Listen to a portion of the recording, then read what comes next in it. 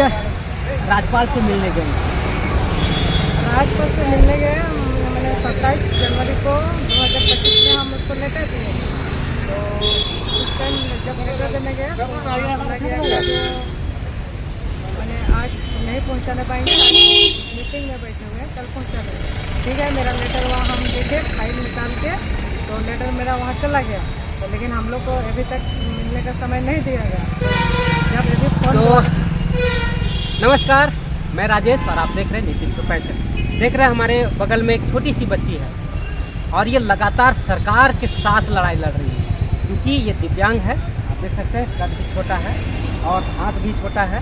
क्योंकि ये दिव्यांग के कैटेगरी में आती है और अपने अधिकारों के लिए लगातार संघर्ष कर रही है, लेकिन सरकार इसकी बात नहीं सुन पा रही है। सरकार से लगातार संपर्क में है और धरना में भी लगातार ये अपनी जो भूमिका है वो निभाती रहती है। और आज भी राज्यपाल महोदय से मिलने गए थे, लेकिन वहाँ मुलाकात नहीं हो पाई।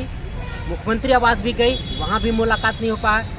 हफीजुल हसन जो मंत्री हैं उनसे भी मुलाकात करने गए, लेकिन नहीं हुआ।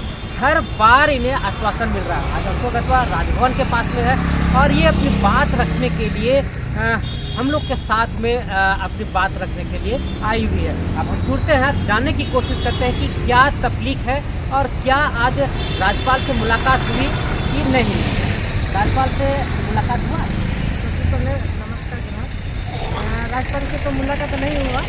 हम जब 27 जनवरी को लेटर दिए थे, तो लेटर मैंने उस दिन जब देने गए थे ना, तो बोले जो आज मीटिंग में गए हैं, कहीं गया है, बोले तो हम लोग नहीं आ पाए।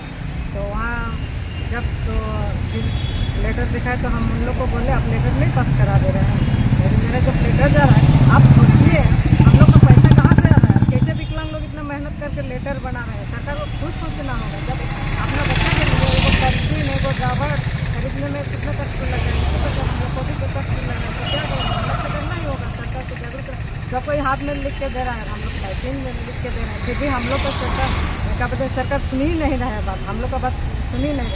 लेकिन हम जब वहाँ गए रजिस्टर खुलवाए, हम लोग का पास कागज दिया है कि नहीं, लेकिन रजिस्टर में बताया गया पास किया गया, यहाँ से लेकर वहाँ दिया गया। जब उसके बाद बाहर निकले, बाहर निकल कर फोन में बात हुआ, तो अध्यक्ष जी से बात हुआ, आपको तो वहाँ बोले कि अगर एक सप्ताह टाइम दीजिए। तो अच्छा ठीक है, एक सप्ताह मान के चलिए मेरा घर में यदि राशन नहीं है तो हम एक सप्ताह क्या भूखे नहीं खा सकते? ये हमको कुछ करना होगा। उनके तो सरकार को भी समझना चाहिए, कुछ करना होगा। राज्यपाल को भी समझना चाहिए। राज्यपाल क्यों बना है? सबका दुख तकलीफ दिखाने के लिए और ये करने के लिए बने हैं सरकार, राज्यपाल बने। लेकिन राज्यपाल भी हम लोग का बात नहीं रख रहे हैं। मंत्री क्यों बने हैं? अब मंत्री भी कुछ क्या बोलेंगे, कुछ देखने नहीं पा रहे। आप लोग यदि मंत्री बन गए, राज्यपाल बन गए, विधायक बन गए, कुछ भी बन गए, लेकिन आप लोग को सबका क्या बोलेंगे, सबका रक्षा करने के लिए बन गए हैं। कोई जिसे मर रहा है उसको भी आप लोग कुछ पहुंचाने का कोशिश कीजिए, आप पहुंचाइए, तब हम जानते हैं आप लोग सरकार चुने। लेकिन आप लोग सरकार चुना गया है, लेकिन अपना गड्ढा में मलाई जब खाने के लिए चुना गया है। लेकिन अब कोई विकलांग को देखने वाला, जो मर रहा है उसको देखने वाला कोई नहीं है। जब आप खुद कहती है, हम क्या बोलते हैं, झारखंड में, मेरे पूरे झारखंड में मैं मीडिया के माध्यम में और सबके इसके माध्यम से हम 11.5 लाख विकलांग हैं। 11.5 लाख विकलांग को हम 1,000 पैसा दे रहे हैं। तो आप कैसे मैनेज कर रहे हैं? 1,000 कैसे दे रहे हैं? आपको खुद सोचना चाहिए। आप सरकार बने हैं तो सबके लिए दिए। पहले जो 7 प्रकार का विकलांग, तो 7 प्रकार के विकलांग को रखना चाहिए। अब जो एगो अंगुली काटेगा, एगो पैर का कुछ काटेगा, क्या कहीं एक्सीडेंट होगा, उसको पैर टूटेगा, उसको भी आप कर लीजिएगा। उस पैर में तो IAS ऑफिसर बन लीजिए। वो ऐसा पढ़ाई कर रहा है, उसको भी थोड़ा सा हो जाएगा, शरीर में चार्ज हो जाएगा, उसको भी आप दे दीजिएगा। जो आप विकलांग जो ऐसा है 60% से 80%, 80% से 100%, वो वाला विकलांग कहाँ से पढ़ाई लिखाई करेगा? और उसको क्या, तो वो नहीं करने पा रहा है, तो उसको कम से कम आपको जानना चाहिए। क्या बोलेंगे, उसको कम से कम पैसे पेंशन देना चाहिए। हम पढ़े लिखे हैं, हमको 4% आरक्षण देना चाहिए, कुछ एक रोजगार देना चाहिए, लेकिन हमको नहीं दिए। क्यों नहीं दे रहे हैं? अब मेरे से जरूर आप भेदभाव कर रहे हैं। जब इलेक्शन का समय आता है, बड़ा बड़ा बातें करते हैं, और जब वोट लेने का समय रहता है तो एकदम क्या बोलेंगे, गुलाब फूल से खिले खिले बात करते हैं। जब वोट में डिसीजन रहता है, उसके बाद आपका मुँह मत जो है विकलांग के ऊपर मुझे रहता है ना, खुशी का बात है। आप देखिएगा, मुझाते रहिए और खिलते रहिए। लेकिन जब आपको कुछ होगा तो देखा जाएगा। और हम यहाँ पर धरना स्थल इसी महीना कुछ दिन में यहाँ धरना स्थल में क्या बोलेंगे, हम आंदोलन कर रहे हैं और आंदोलन करेंगे और निश्चितकालीन आंदोलन करेंगे। इसमें क्या होगा, हम यहाँ पर दुकान लगा देंगे। विकलांग लोग यदि गाँव में भटका है ना, सब विकलांग को यहाँ लगेंगे, दुकान लगा देंगे, साग सब्जी लगा देंगे और दारू भी बेचेंगे। हम ऐसा चाह रहे हैं, आप बोलते हैं ना दारू नहीं बेचने के, हम दारू भी बेचेंगे। आप जो करना है कर लीजिएगा, क्योंकि ऐसे भी विकलांग को कोई देखने वाला नहीं है और आप भी देखने वाले नहीं है। यदि आप देखने वाले रहते हैं ना तो विकलांग को इतना रोड में नहीं कर पाते, इतना 202 दिन धरना में बैठा कर नहीं रखते। गुस्सा है जो सब बोलते हैं कि सरकार पर गुस्सा है, भड़कती है, तो चाहे गुस्सा नहीं लगेगा, गुस्सा नहीं लगेगा।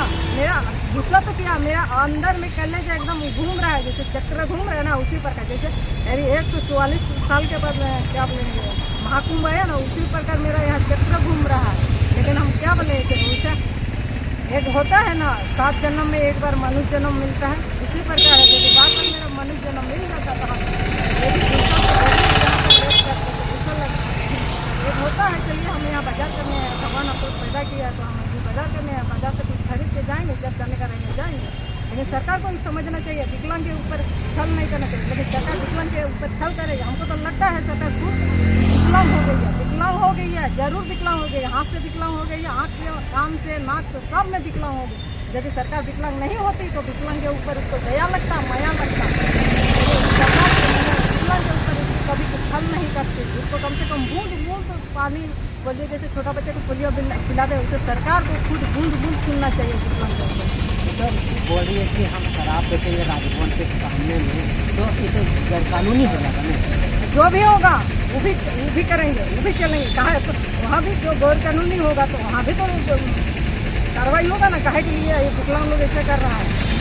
अभी तो आपको तो जवाब देना होगा ना, जवाब दीजिएगा तब तो मेरा भी जवाब आगे चला जाएगा।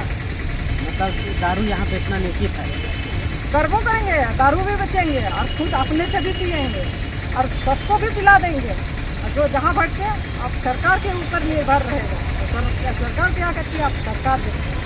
नाम मेरा नाम कुमारी जिन्हा है, झारखंड दिव्यांग आंदोलन संघ से, और हम रांची जिला के हैं।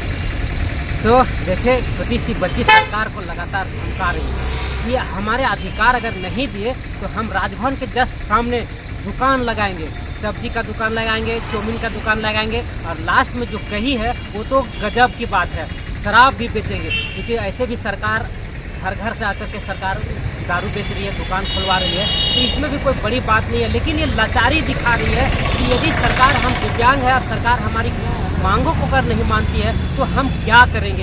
ये विवश है, लाचार है, जिसको लेकर के सरकार तक वार करने गई है कि हमारे अधिकार हैं, हमें वो मिलना चाहिए। और वो जो संवैधानिक संविधान में निहित है, उस अधिकार के तहत हमें वो प्राप्त होना चाहिए जो हमें चाहिए। लेकिन सरकार नहीं मान रही है, हम लगातार धरने पर बैठ रहे हैं, लेकिन धरना से भी कोई असर नहीं हो रहा। अब शराब बेचने से अगर कुछ प्रभाव पड़ता है तो हम शराब बेचने के लिए तैयार हैं। अब देखना ये है सत्र के बाद ये शराब बेचना चालू करती है कि नहीं, और सरकार पर इस बात का कितना असर पड़ता है, ये एक बड़ा सा सवाल है। फिलहाल हमारे साथ जुड़े रहे नितिन 365 राजेश के साथ।